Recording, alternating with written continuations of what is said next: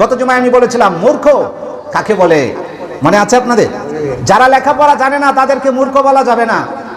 যারা লেখাপড়া জানে না এরা হলো নিরক্ষর, তবে মূর্খ না।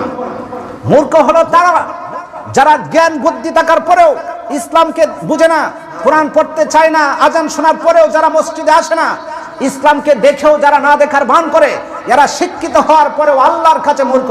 বলেন নাউজুবিল্লাহ। এই শিক্ষার কোনো দাম নাই।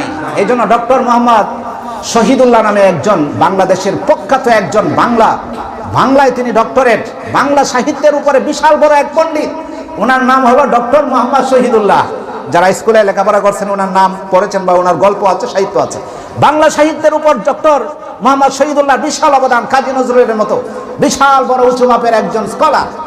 উনি বলেছিলেন ওনার মতো সমসাময়িক যারা অন্যান্য ডক্টর ছিল, বাহির থেকে বিশাল বড় বড় ডিগ্রি অর্জন করেছে, তাদেরকে তিনি বলেছিলেন যে তোমরা বিদেশ থেকে অনেক বড় বড় ডিগ্রি এনেছো, নামের পিছনে তোমরা ডক্টর লাগিয়েছো, বিশাল বড় পণ্ডিত তোমরা হয়েছো, কিন্তু আমি বলি যতদিন পর্যন্ত তুমি বাংলা, ইংরেজি, অন্যান্য বিষয়ে যখন লেখাপড়া করে তুমি পাণ্ডিত্য অর্জন করবে, আর যতদিন পর্যন্ত তুমি সাথে সাথে কোরআন শরীফ শিখতে না পারবে, যদি কোরআনের জ্ঞান তোমার না থাকে, বাহির থেকে বিদেশ থেকে যতই বড় ডিগ্রি আনো না কেন, তোমাকে শিক্ষিত বলা যাবে না। তুমি পণ্ডিত, তবে তুমি মূর্খ পণ্ডিত। কিসের পণ্ডিত? যদি কোরআনের জ্ঞান থাকে তুমি শিক্ষিত পণ্ডিত, আর যদি কোরআনের জ্ঞান না থাকে, অন্যান্য জ্ঞান আছে অনেক, স্কুল কলেজের ভার্সিটির জ্ঞান আছে, তুমি ইংরেজি পড়াইতে পারো, অঙ্ক করাইতে পারো, কিন্তু কোরআন পড়তে জানো না, আরবি সাহিত্যের উপরে তুমি কোনো দক্ষতা রাখো না, তাহলে তুমি পণ্ডিত, তবে তোমার নামের আগে একটা শব্দ বসবে, মূর্খ পণ্ডিত। কিসের পণ্ডিত? মূর্খ পণ্ডিত। তিনি বলেছিলেন যদি তুমি পাশাপাশি কোরআন পড়তে জানো তাহলে আসলেই তুমি পণ্ডিত, আর যদি কোরআন বাদ দিয়ে তুমি অনেক কিছুই জানো কিন্তু কোরআন তুমি পড়তে জানো না, তিনি বললেন তুমি পণ্ডিত, তবে তোমার নামের আগে একটা শব্দ বসবে, মূর্খ পণ্ডিত। বলেন নাউজুবিল্লাহ। তাহলে শিক্ষিত হইলেই আল্লাহর কাছে শিক্ষিত ধরা হয় না। কোরআন শিকার আগ পর্যন্ত আল্লাহর কাছে কেউ শিক্ষিত হয় না, সে মূর্খই থেকে যায়। চিল্লায় বলেন ঠিক কিনা? তাহলে আসল শিক্ষা হচ্ছে কোরআনের শিক্ষা। আসল শিক্ষা কি? কোরআন শিক্ষার আগ পর্যন্ত আমি আপনার কাছে শিক্ষিত হতে পারবেন না। তাহলে আমরা যাদেরকে মূর্খ বলি তারা কিন্তু মূর্খ না। এরা যদি কোরআন পড়ে, এরা যদি নামাজ পড়ে, এরা যদি সরু সরায় নাও লিখতে পারে, এরা কিন্তু মূর্খ না, এরা কিন্তু আল্লাহর কাছে কি শিক্ষিত। আল্লাহর কাছে কি তারা শিক্ষিত। তাহলে মূর্খতা এবং নিরক্ষরতা দুইটা জিনিস এক না। অক্ষর লিখতে পারে না এই কথা বলা যাবে, কিন্তু মূর্খ বলা যাবে না। আপনার আদালতে অনেক সময় গ্রাম্য কিছু মাতবর আছে, এরা লেখাপড়া বলতেই নাই, কিন্তু এরা জমি জমা, তারপরে কোনটা খতিয়ান, কোনটা ফরসা, কোনটা আরওয়ার, কোনটা বিআরএস, কোনটা ৬২ আরওয়ার, কোনটা সিরিয়াস, আপনার গোষ্ঠী শুদ্ধা পুরা আউরের দলিল প্রমাণ সব বলতে পারে, সব কিছুর ফাইসালা দিতে পারে। মানে জমি জমা সংক্রান্ত নাপানাপি এবং অন্যান্য দরবার কারণে এত সুন্দরভাবে চালায়। আপনার গ্রামের যেটা অনার্স মাস্টার্স কমপ্লিট করা লোকটা, সর্বোচ্চ শিক্ষিত যে লোকটা, এই লোকটা ফাইসালা দিব দরবার দূরের কথা, হইলা ধরে দাগ খতিয়ানই বোঝে না। এরকম মাতবার আমাদের মধ্যে আছে না নাই?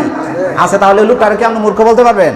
কিছু কিছু মূর্খ আছে আপনার কোর্টে যায়, গ্রাম্য মাতবর যায়, উকিলরে যারা করতে করতে বাপ দেখায়, তাহলে অনেক সময় উকিলরা বাধ্য হইয়া বলে যে বেটা উকিল তুই না আমি তো বোঝা যায় তো তুই, আমি উকিল না, তুই আমার চেয়ে বড় উকিল।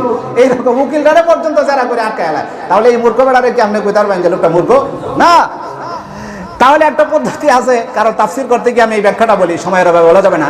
এক উকিল কি করছে, আপনার গ্রাম্য এক ভদ্রলোক মাতাব্বর আপনার সাক্ষী হইয়া আদালতে গেছে, একটা খুনের সাক্ষী দিত। খুনের সাক্ষী দেওয়ার জন্য গ্রাম্য এক মাতাব্বর আদালতে গেছে। উকিল সাহেব জিজ্ঞাসা যে খুনটা কোথায় হয়েছে তুমি কি জানো? হ্যাঁ স্যার জানি। আমার এলাকা থেকে নৌকা দিয়ে অনেক দূরে যাইতে হয়, একটা দ্বীপের মধ্যে লাশটা পাওয়া গেছে। আচ্ছা লাশটা যে ওখানে পাওয়া গেল, আচ্ছা ওইখানে কি যাওয়া যায়? যাওয়া যায়। যে কিভাবে যাওয়া লাগে? স্যার নৌকা দিয়ে যাওয়া যায়। কথা নিয়ে সময় লাগবে? সময়টা তো বলা যাবে না, এটা সময়টা হলো আপনার ব্যবস্থার উপরে। আপনি আগে বলেন আপনি কি লঞ্চে যাবেন না নৌকায় যাবেন? এখন কয় যে না নৌকায় যাবো। নৌকার আবার দুইটা অবস্থা আছে। কিছু নৌকা আছে যে গুণ উড়াইয়া দেয়, আবার কিছু নৌকা আছে যে ইঞ্জিন দিয়ে চালায়। আপনি যদি ইঞ্জিন দিয়ে যান সময় কম লাগবে, আর যদি টাইম না নেয় তাহলে সময় বেশি লাগবে। স্থল পথে যাওয়া যায় না? হ্যাঁ স্থল পথে যাওয়া যায়। স্থল পথে যাওয়ার কি? স্থল পথে যাওয়ার পদ্ধতি আছে দুইটা। যদি হাইটা আপনি যাইতে চান তাহলে সময় লাগবে 5 ঘন্টা। কার হুন্ডারে যদি যান তাহলে 1 ঘন্টায় যাওয়া যাবে।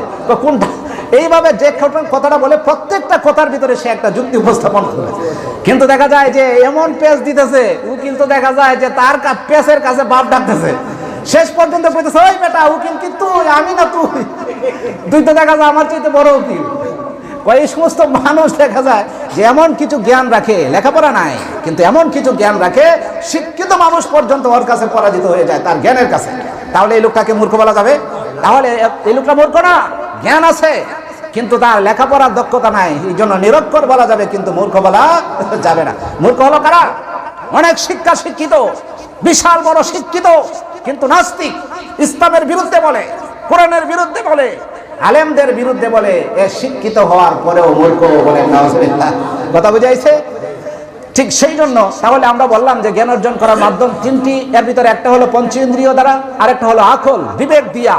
কারণ বিবেক যার আছে, এই বিবেক দিয়া সে কিন্তু আল্লাহকে চিনতে পারে।